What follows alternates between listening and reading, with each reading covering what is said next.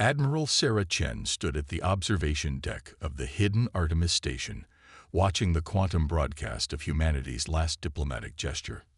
The massive holographic display showed Ambassador Michael Torres, hands bound in ceremonial restraints, being led to the Centauri Dominion's judgment chamber.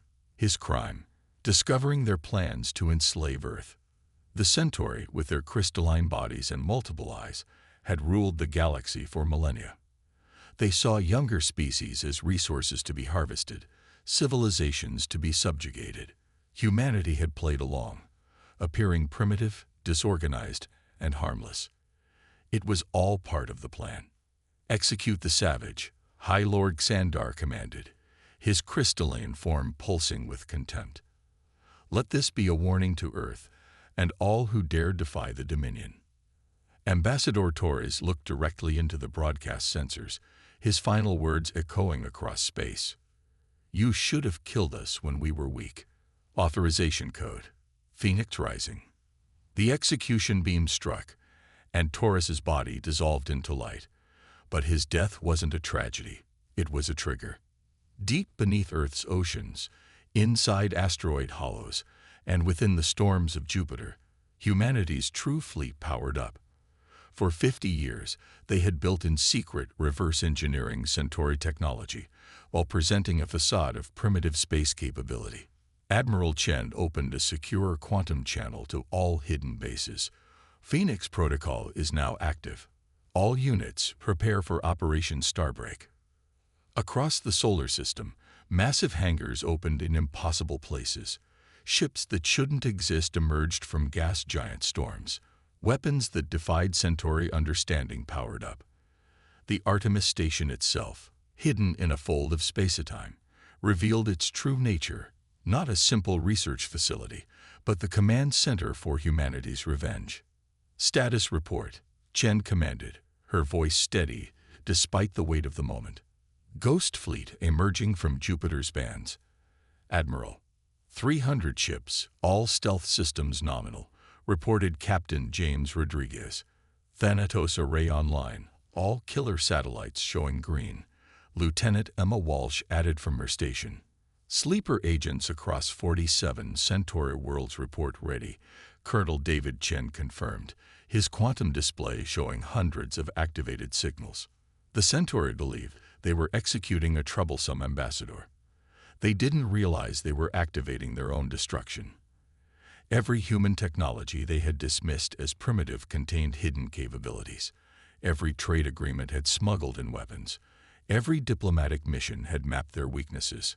Send the signal to all human worlds and colonies, Admiral Chen ordered. It's time to show the galaxy why you don't mistake patience for weakness.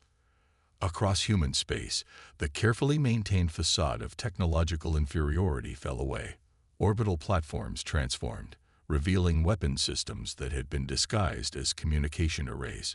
Civilian ships shed their outer hulls, exposing military-grade armor and weapons. Message from Luna Command. Admiral, Lieutenant Walsh announced. Project Prometheus is ready. Chen allowed herself a grim smile. Prometheus, humanity's ultimate weapon, built from stolen Centauri secrets and human innovation. Something that should have been impossible for a primitive species to create. The Centauri believe they've ruled the stars for 10,000 years. Chen addressed her crew. They think they know everything about warfare, about technology, about power. Today, we teach them what humanity does to empires that mistake our patience for weakness. She turned to the tactical display, watching as humanity's hidden fleets moved into position. The Centauri's own sensor networks, compromised years ago, would show them nothing until it was too late. All units, Chen commanded, her voice carrying the weight of 50 years of preparation. Operation Starbreak is now active. Show these bastards what happens when you execute an ambassador of Earth. The next 24 hours would reshape the galaxy. The Centauri were about to learn that humanity's greatest weapon wasn't their hidden fleets or secret technology. It was their ability to plan, to adapt, and to wait for the perfect moment to strike. And that moment had finally arrived. The Centauri High Command never saw the first strike coming. Their quantum prediction engines, designed to anticipate any military action, remained silent. After all, how could they predict what their sensors couldn't detect? Captain Maya Patel stood on the bridge of the ESS Nightshade, watching her stealth fleet emerge from the dark side of Centauri Prime's largest moon. The ships, their hulls covered in light-absorbing metamaterials, had been waiting there for months, inserted piece by piece through supposedly routine mining operations. "All ships report ready, Captain," Lieutenant Jackson reported, his hands dancing over holographic controls that shouldn't have existed in human ships. "Ghost protocol maintaining. Their orbital defense grid still shows clear skies." Maya allowed herself a small smile. The Centauri's pride in their technology had made them blind. They'd never considered that a primitive species might find ways to turn their own sensor frequencies against them. "Begin Phase 1, she ordered. "Deploy the quantum scramblers." Across her fleet, hundreds of tiny drones detached from their carrier ships. These were humanity's secret weapons, devices that used the Centauri's own quantum communication network against them. Each drone carried a virus designed to exploit weaknesses that Ambassador Torres and others had carefully mapped during years of diplomatic missions. "Scramblers in position," Jackson confirmed. "Awaiting your command." Maya opened a channel to all ships. "Remember Torres. Remember every human they've executed for technological violations. Execute Operation Blackout." The scramblers activated simultaneously. Across Centauri Prime, quantum communications began to fail. Defense systems crashed. Orbital platforms went dark. The mighty Centauri war fleet, suddenly cut off from their command network, drifted in confusion. "Multiple distress signals detected," reported Lieutenant Sarah Chen, Admiral Chen's daughter. "Their fleet commanders are trying to establish traditional communication methods, but they've forgotten how." Just as we predicted. The Centauri had relied on quantum networks for so long that they'd lost the ability to operate independently. It was a weakness humanity had discovered and planned to exploit. "Launch fighters," Maya commanded. "Target pattern Delta." From the bellies of her stealth ships, squadrons of human fighters emerged. Unlike the crude chemical rockets the Centauri thought humans used, these were hybrid craft combining reversed-engineered alien tech with human ingenuity. They carried weapons specifically designed to bypass Centauri shields, weapons that worked on principles the aliens had dismissed as too primitive to be threatening. "First wave hitting their orbital defenses," Jackson reported. "No return fire. Their automated targeting systems are completely blind." On Maya's tactical display, she watched as human fighters systematically disabled Centauri defense platforms. The alien weapons, dependent on quantum targeting, couldn't track ships that appeared to their sensors as mere background radiation. "Message from Admiral Chen," Sarah announced. "Operation Starbreak proceeding across all theaters. The Centauri response is exactly as predicted. They have no protocols for this type of attack." Maya nodded grimly. The Centauri had ruled space for so long that they'd forgotten the fundamental lessons of warfare. They'd forgotten that true strength lies not in superior technology, but in the ability to adapt, to think differently, to use every available tool.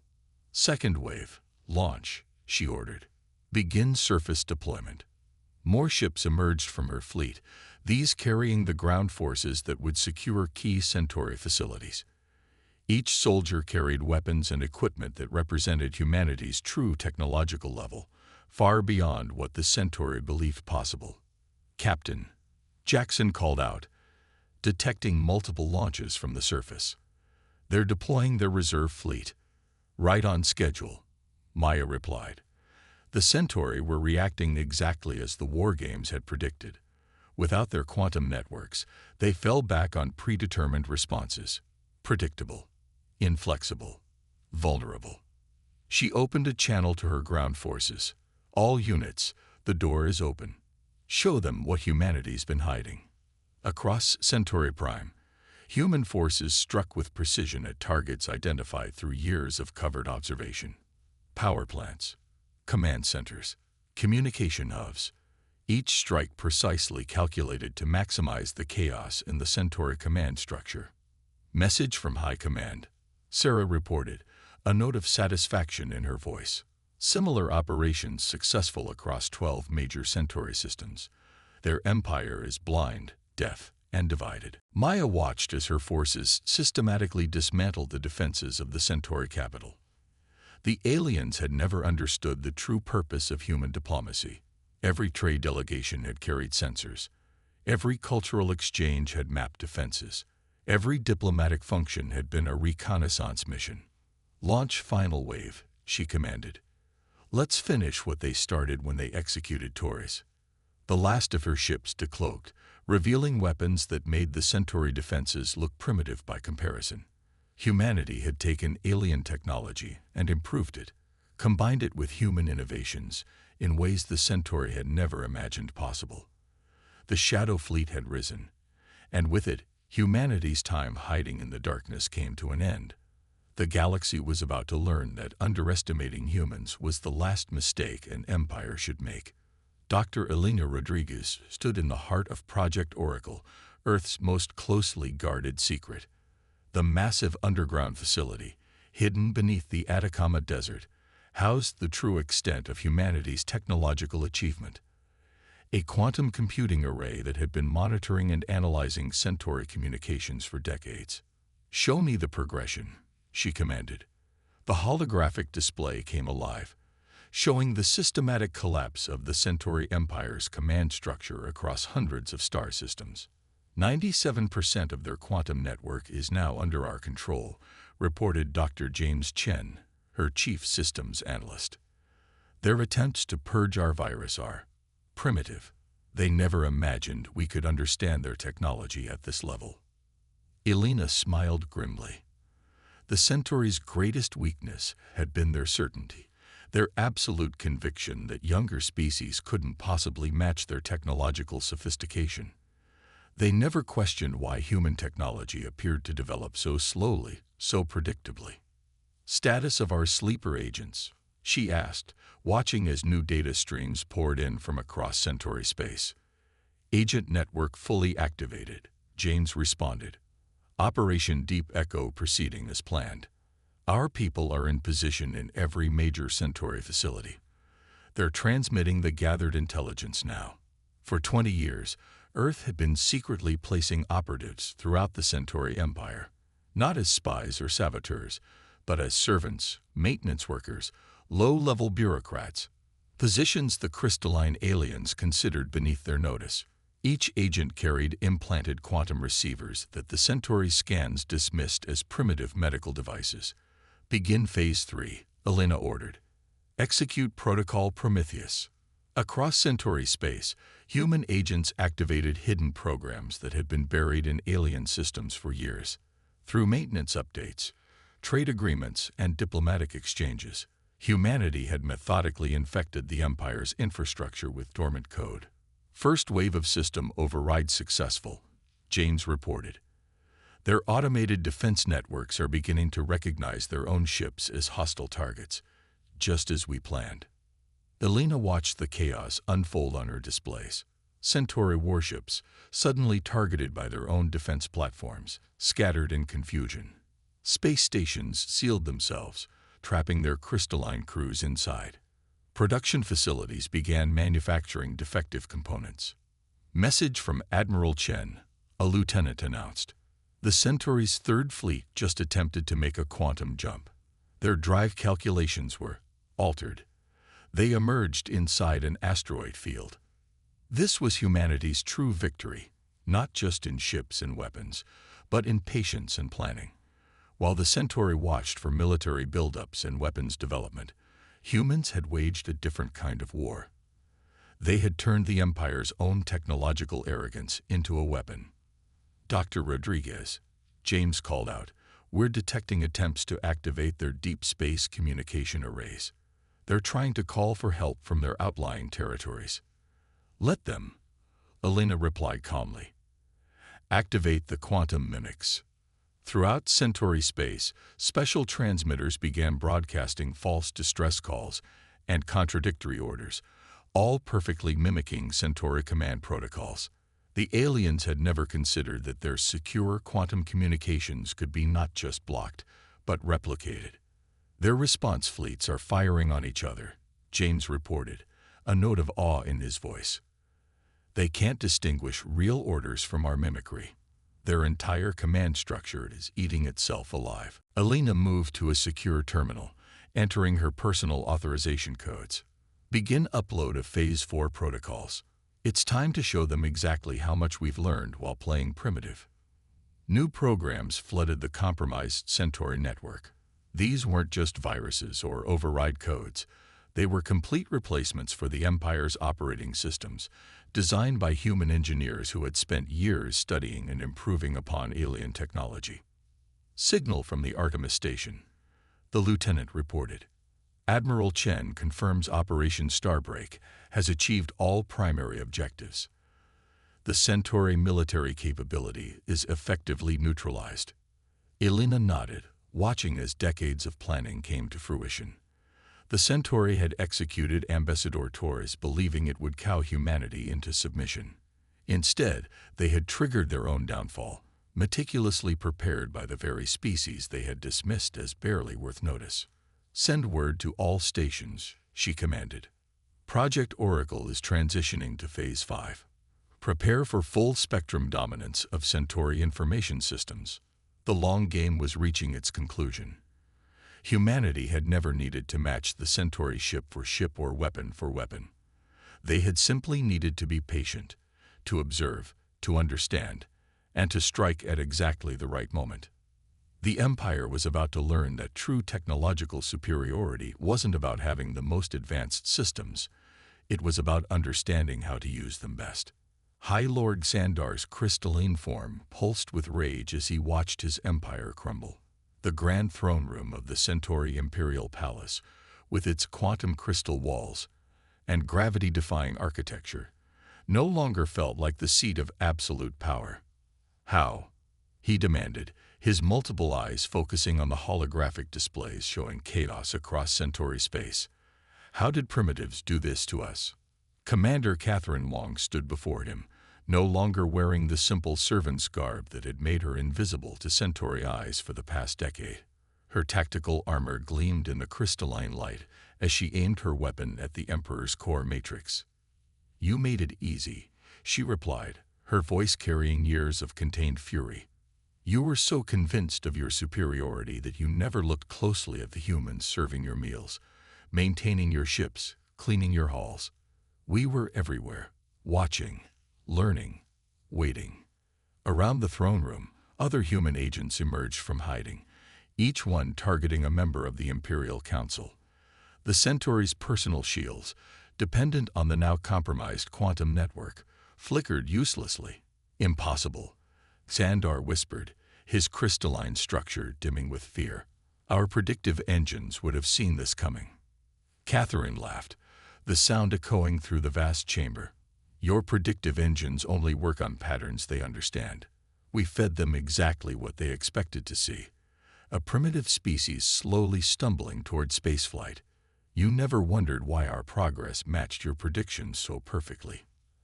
Outside the palace, the sound of battle grew closer. Human forces, no longer pretending to be technologically inferior, systematically dismantled the capital's defenses. Each strike targeted weaknesses identified through years of patient observation.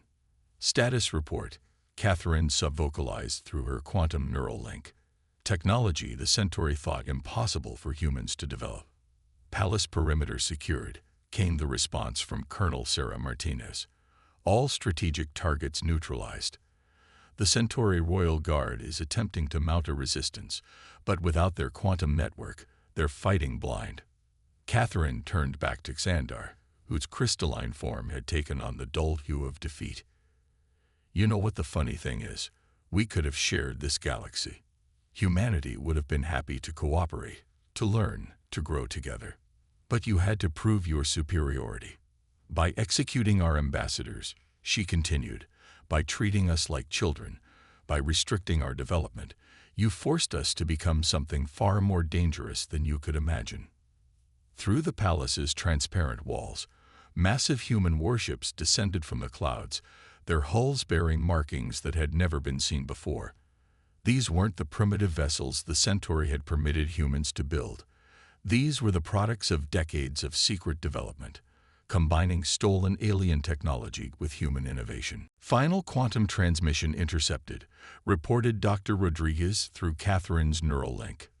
The last Loyalist fleets have either surrendered or been neutralized. The Empire's military capability is completely broken. Catherine opened a general broadcast channel, her voice carrying to every Centauri communication device, still functioning. This is Commander Catherine Wong of Earth's Special Operations Command. Your empire has fallen. Your military is defeated. Your technology is under our control. She watched as the reality of their situation finally penetrated the Centauri leadership's crystalline minds. Their invincible empire, built on 10,000 years of technological superiority, had been systematically dismantled by a species they had dismissed as barely sentient. In the end, she told the assembled alien nobles, "Your greatest weapon became your greatest weakness. You were so focused on advancing your technology that you forgot the fundamental lessons of survival. You forgot that true strength lies not in having the most advanced tools, but in understanding how to use what you have." Outside, more human ships arrived, their designs revealing the true extent of Earth's military capability. Each vessel represented a different approach to warfare, combining technologies in ways the Centauri had never considered possible. "Humanity doesn't want your empire," Catherine declared. "We don't want to rule the galaxy. What we want is something you should have offered freely: respect, cooperation, and the right to develop on our own terms." The crown was broken, but the real work was just beginning. Humanity would have to reshape the galaxy's power structure, establish new diplomatic relationships, and ensure this kind of empire could never rise again. And this time, they would do it openly, without hiding their true capabilities. 3 months after the fall of the Centauri Empire, Admiral Sarah Chen stood in the newly established Galactic Council chamber on Earth. The massive circular hall, built with a blend of human and alien technology, hosted representatives from over 200 species, former subjects of the Centauri, now free to chart their own destinies. "The age of empire is over," she declared, her voice carrying to every corner of the chamber. "Today we established something new, a true federation of equals, where technological advancement serves cooperation rather than conquest." The assembled delegates, representing species from crystalline beings to energy forms, watched as holographic displays showed the transformation taking place across former Centauri space. The quantum network, once a tool of oppression, had been reprogrammed to serve all species equally. Humanity's victory wasn't achieved through superior firepower, Admiral Chen continued. It was won through patience, observation, and understanding. These are the principles that will guide our new federation. In orbit above Earth, the combined fleets of multiple species maneuvered in formation, a display of unity rather than power. Among them, human ships no longer hid their true capabilities, their design serving as testament to what determination and ingenuity could achieve. Dr. Elena Rodriguez, now heading the Federation's Technology Exchange Program, approached the central podium. For decades, humanity was forced to hide our innovations, to develop in secret. No species should ever face such restrictions again. Knowledge should flow freely, limited only by wisdom and responsibility. The new quantum network displayed real-time updates from across known space. Former Centauri worlds adapted to self-governance, while human experts helped other species reclaim technological independence. The Empire's fall had revealed how many civilizations have been artificially held back, their potential suppressed.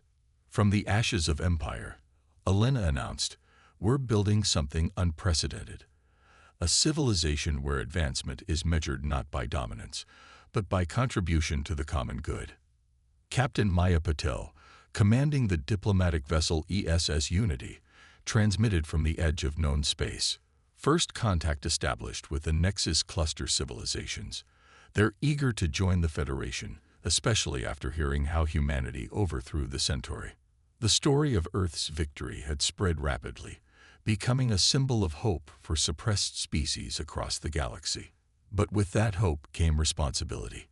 Humanity had to prove they were different from the empire they'd replaced. "We remember those who sacrificed everything to bring us here," Admiral Chen said, her thoughts turning to Ambassador Taurus and countless others who had died maintaining humanity's deception. Their deaths taught us the price of freedom and the importance of wielding power with wisdom. Catherine Wong, now serving as Earth's Security Council representative, stepped forward.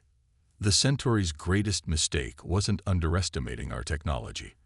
It was underestimating our capacity for growth, adaptation, and unity. These are the qualities we must nurture in our new Federation." Across Earth and its colonies, humans watched the proceedings with pride and purpose. They had emerged from the shadow of empire not as conquerors, but as liberators. Their hidden strength had become a foundation for galactic cooperation. "Let this be the legacy of our victory," Admiral Chen concluded. "Not that humanity proved stronger than an empire, but that we used our strength to break the cycle of dominance and fear.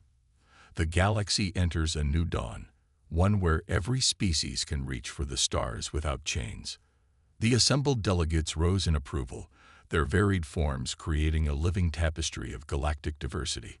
Human innovation, once forced to develop in secret, would now evolve openly alongside technologies from 100 worlds. The long game was over.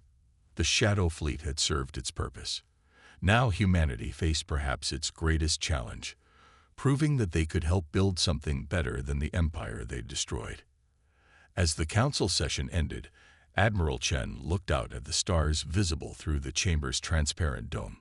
Somewhere out there, other empires might be watching, perhaps planning their own conquests, but they would find a very different galaxy now, one where humanity's example had taught the old powers a vital lesson. Never mistake patience for weakness, and never assume you know the full capability of those you seek to rule. The dawn of a new era had begun.